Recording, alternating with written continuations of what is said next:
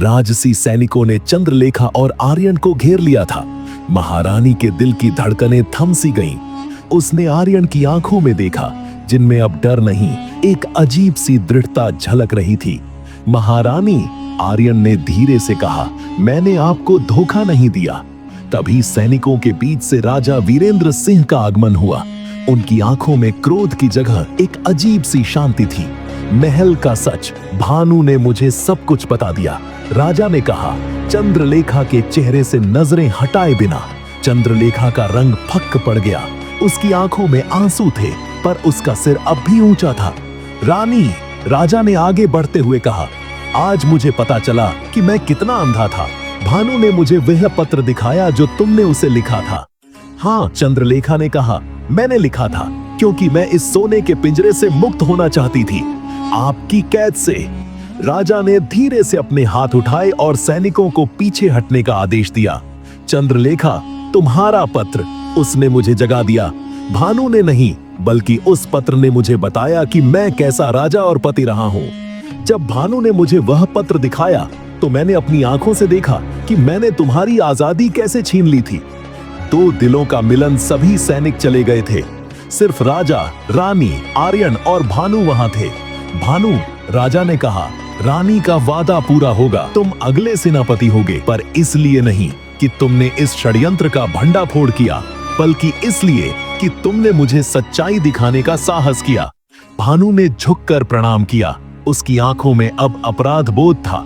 फिर राजा ने आर्यन की ओर देखा। चित्रकार, तुमने अपनी कला से रानी के दिल में जगह बनाई है।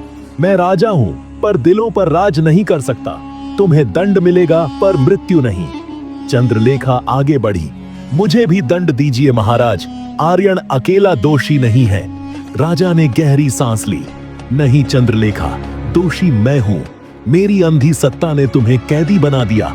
आज से तुम स्वतंत्र हो अपना मार्ग चुनने के लिए। नया सवेरा, 3 साल बीत गए। कनकगढ़ में परिवर्तन की नई बयार चली।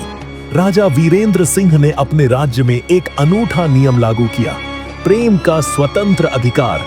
महल की दीवारें नीची कर दी गईं और राजधानी का सबसे प्रसिद्ध चित्रकला केंद्र बनवाया गया, जिसके निदेशक थे आर्यन। चंद्रलेखा ने राजमहल छोड़ दिया था, पर राज्य नहीं। वह अब स्त्रियों के लिए एक विद्यापीठ चलाती थी। एक शाम जब सूरज डूब रहा था, राजा के निजी कक्ष में एक अनोखी बैठक हुई।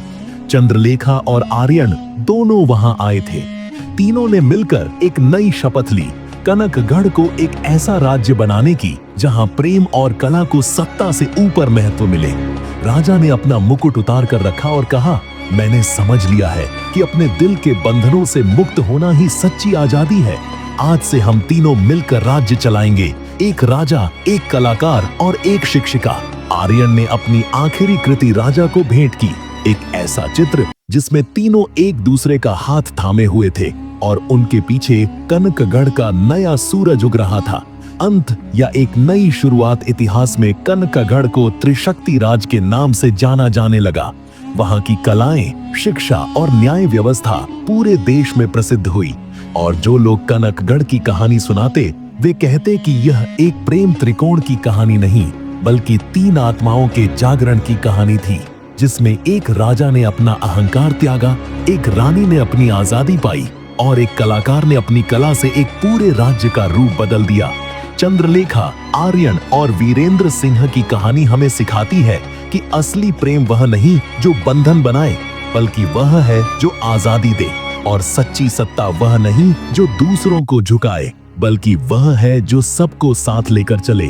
कनकगढ़ का यह किस्सा आज भी उन प्राचीन दीवारों पर चित्रित है, जिन्हें आर्यन ने अपनी अंतिम सांस तक सजाया था।